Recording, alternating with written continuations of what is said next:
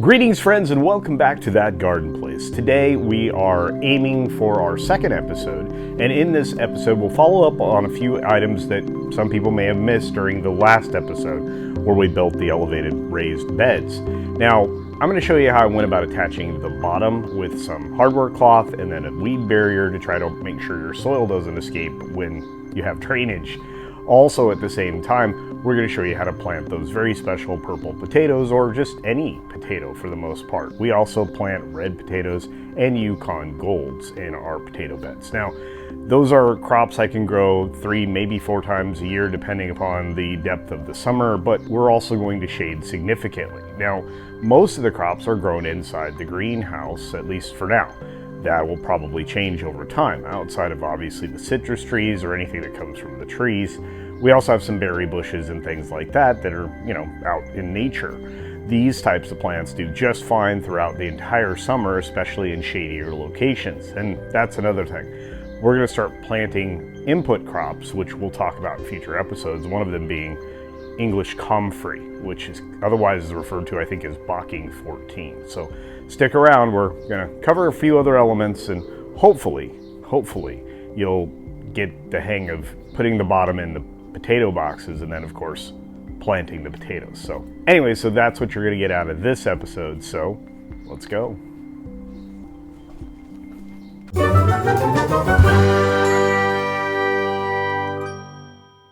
Now, as you can see here, the way I have the shot set up, hopefully you can tell, I have used some stainless steel washers and some more deck screws in 2 locations to attach the hardware cloth to the bottom. Now, depending upon the width and of course the length of your bed, you're maybe going to have to do that in multiple places. Fortunately, I only have to do it in 3.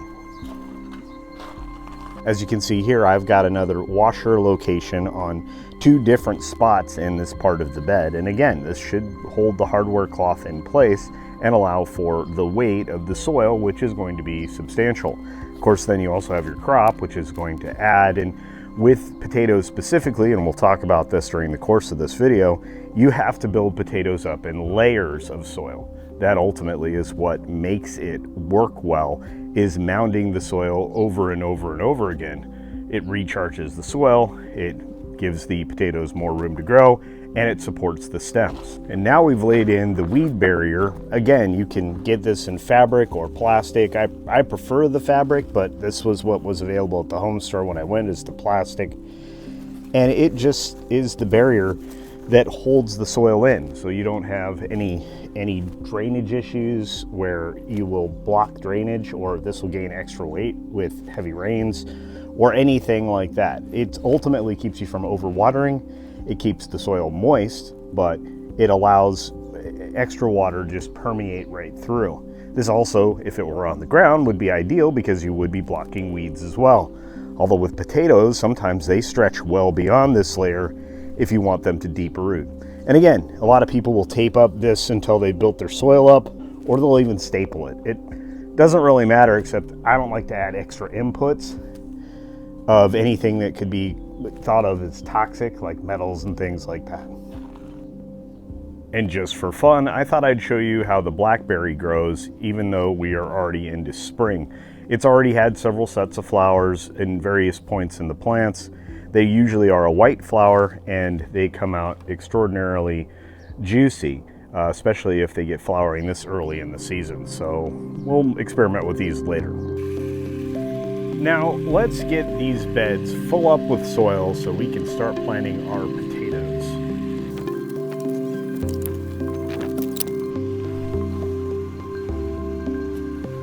Now you may be wondering where all the soil is coming from. It's from the other 2 beds where I shoveled this bed that again was in perfect operation, ground level last year, or last season I should say.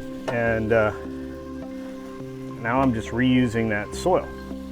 We're going to try to limit the amount of inputs, although I'm going to be showing you how to build soil in a future video so that you can not worry too much about it.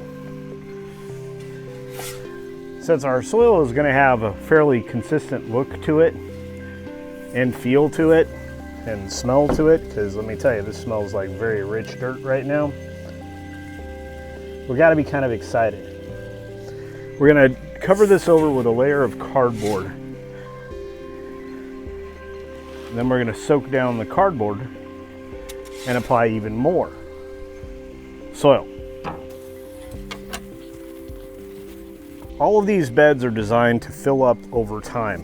It's the way to be the most successful when you're gardening, especially for food. A little different with gardening for the pretty flowers or shrubberies, if you like a shrubbery.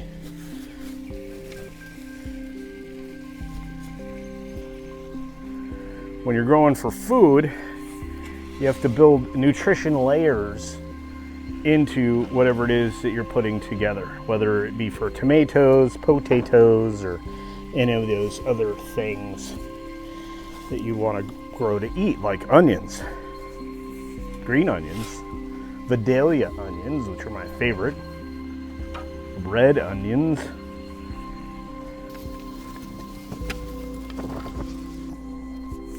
we want to get at least 3 to 4 inches of soil here,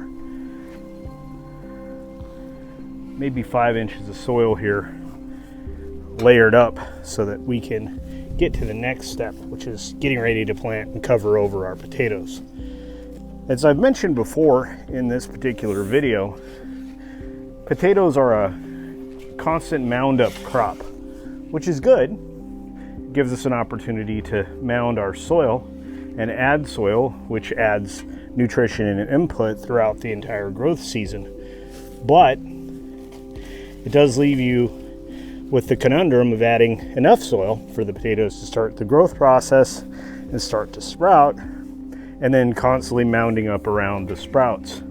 Eventually, we'll get as deep as the soil bed is before we are entirely done or completely done with the growth for the potatoes.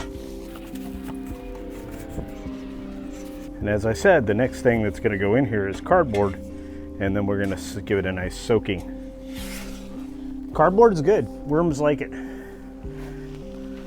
It does introduce the potential for problems into the garden, like introducing perhaps some elements that you may not want in the food supply, and you can certainly skip this step. But if you're not going to use cardboard, you have to use something else brown, like dead leaves, which fortunately I've got plenty of those too.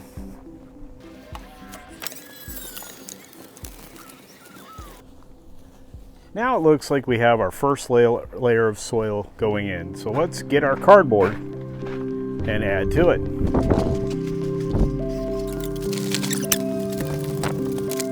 You want to break down your cardboard into flat. So tear it down, break it down, whatever term you prefer to use. You want to get it to a flat position so that you can, help essentially line whatever bed it is. Even if this is a ground level bed or we're just planting flowers, cardboard helps because it keeps moisture. It also is, again, as I said before, a favorite of the little worm guys who we want to encourage to grow. You can layer it, you can just put it in place. Sometimes it'll even help hold up your weed fabric. Most stores give it away, especially at Costco. Goodness, they'll give you a bunch of boxes to carry your things home in, and those are perfect inputs for cardboard. Some people argue against it, but again, cardboard also helps with mycelium growth if you're trying to introduce some really interesting worm things to your garden bed. As of right now, our cardboard bed is slowly being built up by layer, and they intersect, they overlap a little bit here and there, ultimately leading to more pathways for worms and other aerobic growth, because all the little good guys are going to show up here. All the little bacterias and all the helpers that build up the actual nutrition of the soil will be ready for you. And now you are creating a worm castings opportunity in the future, which are just little pathways of nutrition.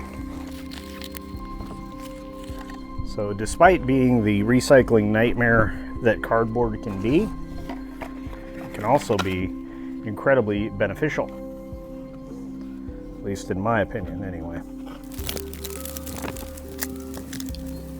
Now we have a pretty good start on aligning. Let's finish up this box and get to our next layer of soil, and then we're going to plant some potatoes. Now let's layer the rest of our cardboard. Now you have a all full cardboard bed. Let's get it covered in water and then cover it over with soil.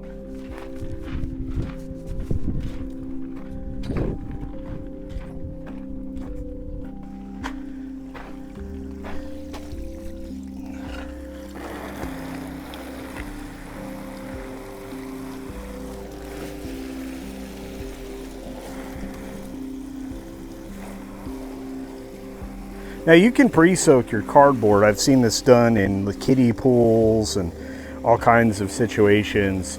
I just like to do it by hand, eyeball it, whatever it takes. We are going to input our own worms to this whole situation. I do have a worm bin. I also occasionally will buy worms if I'm starting new beds, but the best civil engineers in your garden are those little worm guys. And all the wonderful nutrition from all the digestive little bacterias and all the little good guys that are in there. So once you get it soaking, you see your water leaking through your box, you're about good to go. So set that aside until you need to water your soil in and your crop in.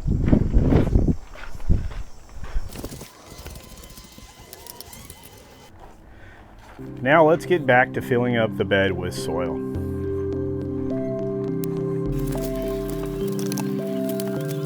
Of all the studies and experiences that others have had in growing their potatoes and other root crops as I would say, one of the things I've learned is that you do want to have pretty good control over your moisture in your soil. Moisture content's really important, especially in the desert Southwest. Zone 9 is especially dry. Tennessee, you don't have to worry quite as much about that. The soil, when it's not actually just rock, is really pretty good about storing the moisture in the soil. So it really doesn't take as much work or effort in preparation, especially early on. Believe it or not, there's a potato right there. Is it chitting yet? Let's see. Nope, this one can get cleaned up and eaten. Goodness. Left a couple, 5, 6, 7 potatoes in the bed from last season. That's no good. Missed opportunity for yummy. Have to collect that guy later. It seems like you never get all your potatoes. Any kind of tuber, root kind of plant, they just seem to find a way to hide out where you weren't looking. All right, let's build up the rest of the soil and then give it another rinse.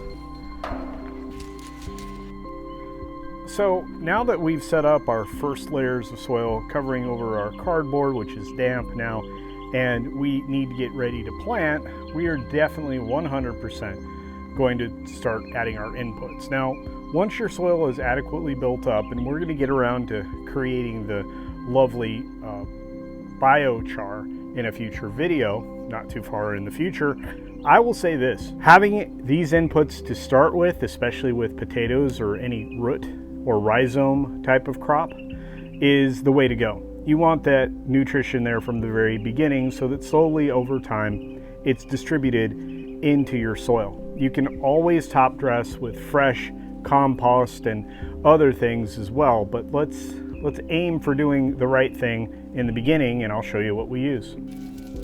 First and foremost, we use bone meal. Bone meal, especially from an organic source, is something that is incredibly valuable to your soil. Minerals don't make it into your soil very often. Unless you use crushed rock dust or something like azomite, you're not really building more soil structure when you're gardening. In fact, if anything, you're likely stripping it out, especially if you don't have your biological little workers going to town for you. So we add bone meal and broadcast it across the bed. 1 handful of bone meal, lightly dusted across all of your soil.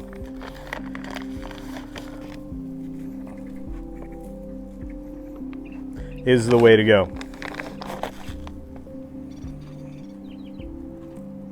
And if you amend your soil with the ones that we're using today and mix it in really well, you're going to continue to build your soil and your soil structure over time, which is something I don't think a lot of gardening channels talk enough about. It's why you like your biological warriors, because your worms will redistribute this and your microbes will use it for food. Next up, blood meal, another organic source. And again, you can get blood meal at any big box store, nursery, whatever. These types of things continue to build up the soil structure, redistribute minerals, etc., etc. Same drill as before, shake a little in, because you're going to mix this all in to this layer of soil, and future layers of soil will mix with it. And again, all of your worm guys will redistribute it, all of this nutrition, so that your plants can pick it up. Broadcast it across your bed, just like you did with the bone meal. And unfortunately, ladies, you get a little bit dirty doing this. But I know all of you true gardeners out there kind of like the smell of good, healthy dirt. And then my all-time favorite, Dr. Earth. That's right, the organic, natural, handcrafted blend is good for tomatoes, vegetables, and herbs, or herbs if you prefer, if you're in the United States. Now, it is a good all-purpose fertilizer at 463 if you're looking at the NPK of it all. Again, you want to have plenty of sources of all of these things, and because of the slow distribution that this will afford you, this will, well, again, hit your potatoes at about the right time when they're rooting and when they're starting to send forth all the shoots that start to indicate that you actually have something going on underground. That's why I love potatoes. Tomatoes, same thing. They love this stuff too. And we're going to talk about feeding in a future video and how I go about doing so, including mounding up these potatoes, because they are a multi-step crop. And finally, worm castings. Worm castings are an amazing source of nutrition. These you can get anywhere. They're from organic sources. And guess what? You can make your own. By having your own little worm army, they're going to leave castings redistributing everything that the microbes provide throughout your entire bed. Even a pot, anywhere that you have your worms, that's what they do. It's an all-natural way to feed your plants, and you can do it from the very first day. Once again, same as before, it looks like black dirt, and you just broadcast it throughout. Again, we're going to mix this all together in just a moment and add some more soil so we can put our potatoes in the ground, or in this case, in the bed. Could not be more excited to share this stuff with you guys. You're definitely going to want to wash your hands after you're done with this, folks.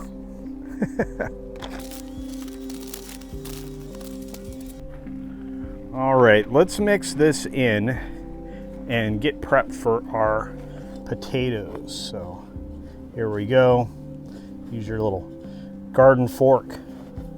Lots of organic matter in here if you didn't see that former root. This is probably a potato root, to be fair. Might even throw it back in here, why not? It's not hurt anybody. Don't know what kind of potatoes those are going to be, but this particular box is specifically for purple potatoes. That's right, the legendary purple potatoes. I think I've become well known for that. Incredibly healthy, nutritious, delicious. Get the whole bed.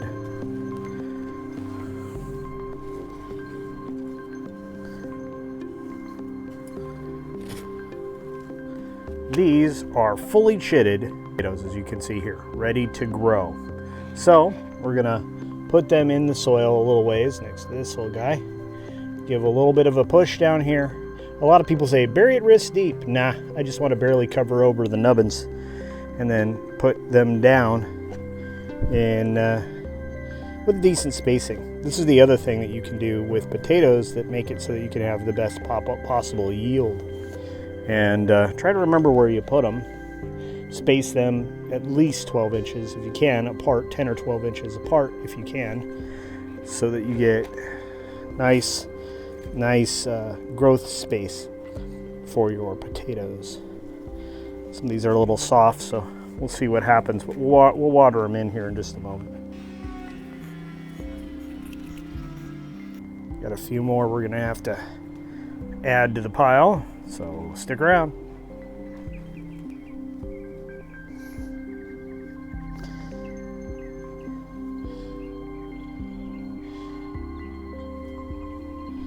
All right, that should be a good start. And as more of the purple potatoes become chitted, we will then add a couple more as we go. Now, we'll know it's time to start mounding over them and adding soil to the box when we start to see shoots running up from the ground.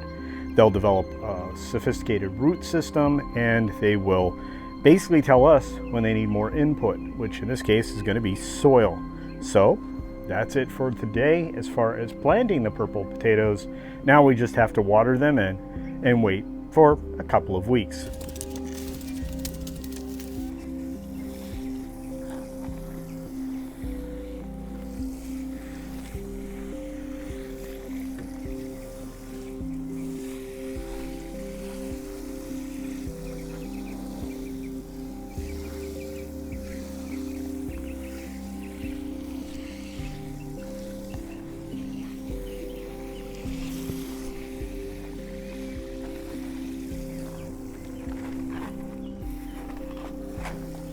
Now, this is what I call a good start. A bed well planted and fertilized, ready for the first shoots of the season from these amazing potatoes. Again, planting your root vegetables the right way will always give you great results. Now, only 2 more beds to go.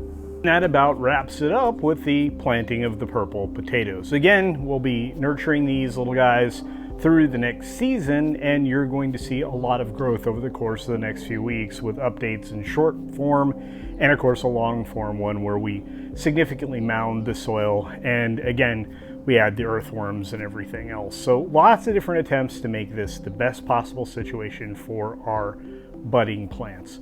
On that note, do check out all the other videos on the channel and the daily shorts that I'm trying to, well, drop at least once every 2 or 3 days. So we'll do our level best to get you one long episode every week, along with some short ones that'll give you some recipes for ways to go about preparing food and why we grow our food. On that note, have a great day, everybody. Thanks for checking out that garden place.